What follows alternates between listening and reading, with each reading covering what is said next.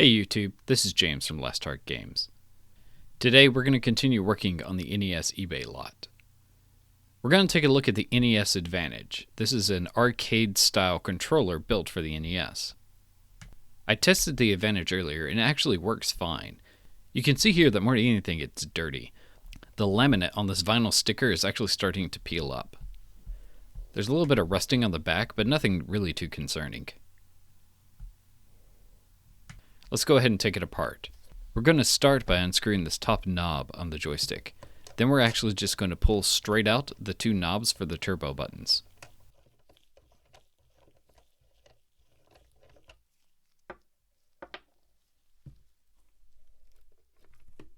These are on here pretty tight.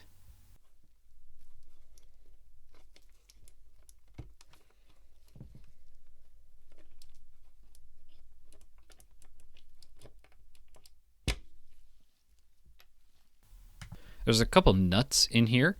We're going to take a 10mm socket and just unscrew them. This last nut and washer actually have some grime caked on there, making it stick. Once we have those removed, we can work on the 6 screws on the back. 4 of the screws are actually underneath these rubber pads, so we're going to have to peel them off. I have a bit of wax paper here just in case some of the adhesive remains that I might want to keep. But unfortunately, as I pulled it off, there's no adhesive that's going to be left. With the rubber feet off, we can work on removing the screws.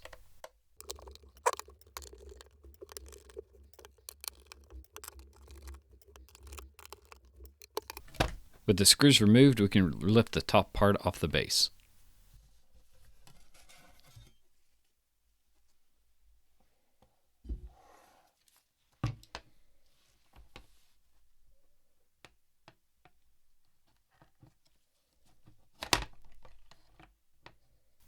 Then we can start unscrewing the main board.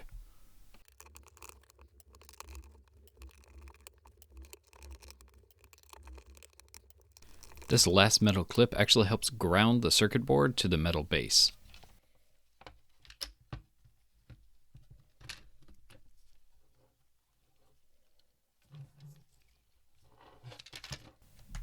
With the main board removed, we can start unscrewing the joystick inputs.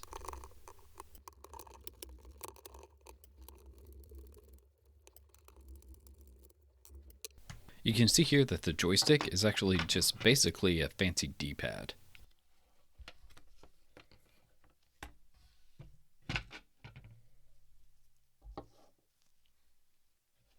The spring is tight here, but it can't come off.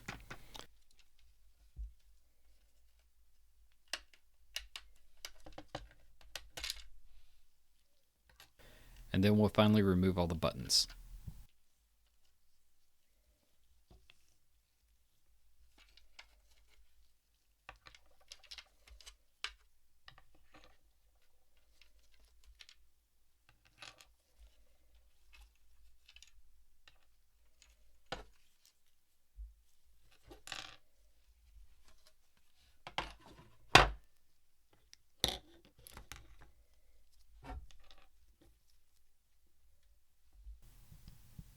With the whole thing disassembled, it's time to give the plastic pieces a good wash.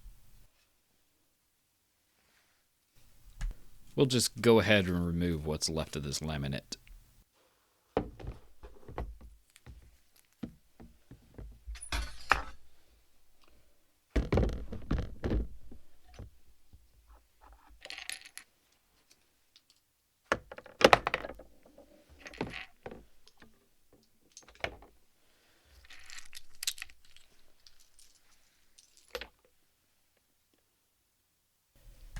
After a short soak, it's time to start scrubbing.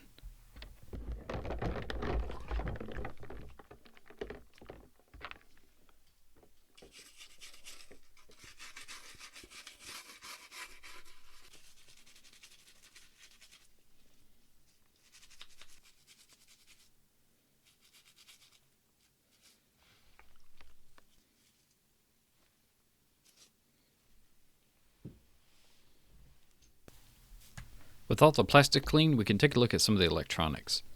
Here I'm going to be scrubbing with a toothbrush and some isopropyl alcohol.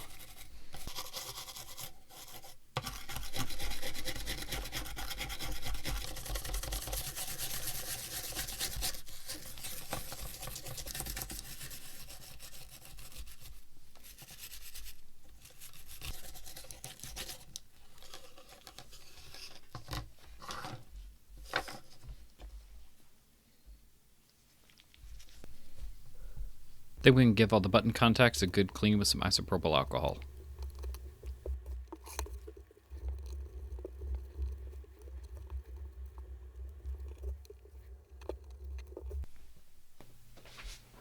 Once they're good and clean, I'm actually going to take the graphite bottoms and actually rub it very gently across a piece of paper. This is going to help remove any buildup or grime on those contacts.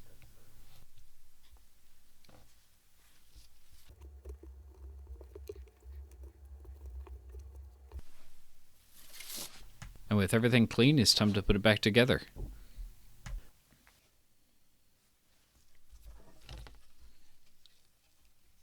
We'll start by putting our buttons back in place.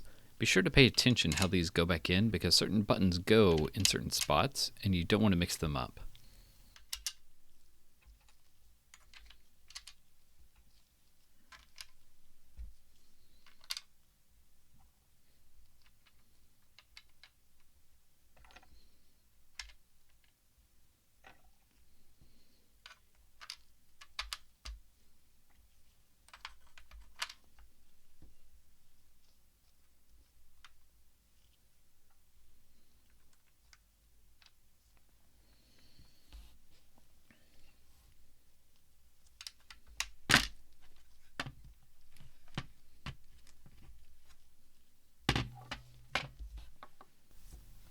Here, I'm actually going to add a little bit of silicone lube to the joystick.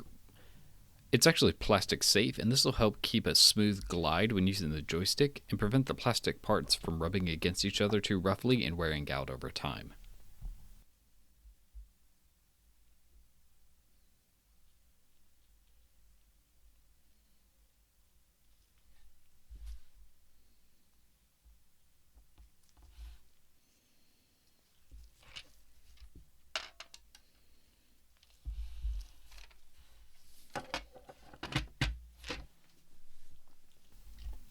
With all the buttons back in place, we can put the main board and the input control board back into place.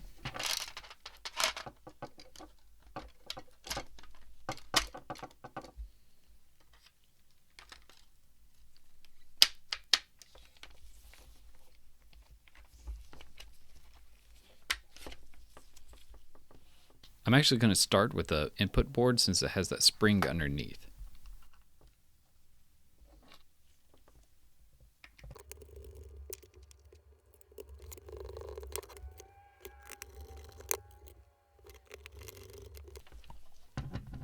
With that board secure, we can go ahead and resecure the other one. I'm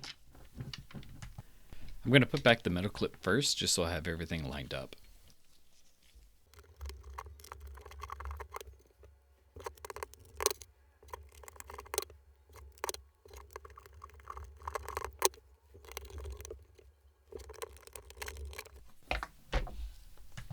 And we'll go ahead and put the strainer relief back, and then we can reattach the metal base.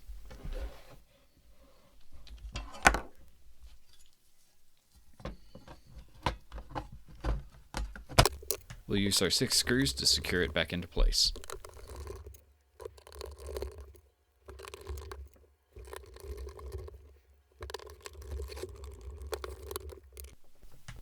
With that back on, we'll go ahead and put our turbo knobs and our joystick back together.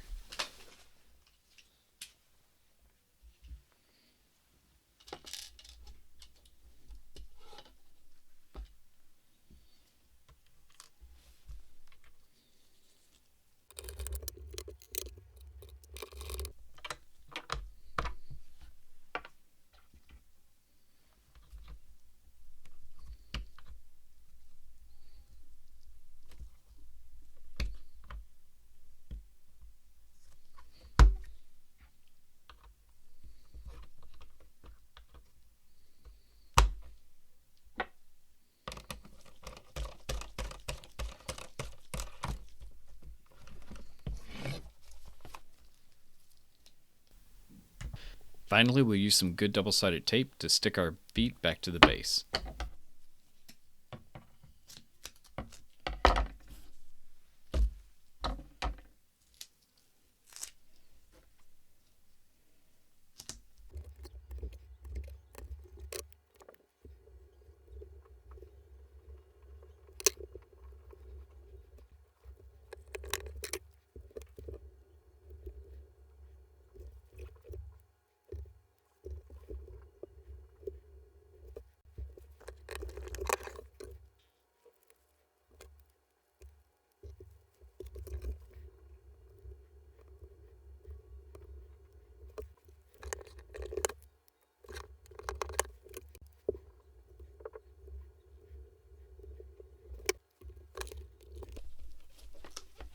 with everything back together, we have a complete and working NES Advantage.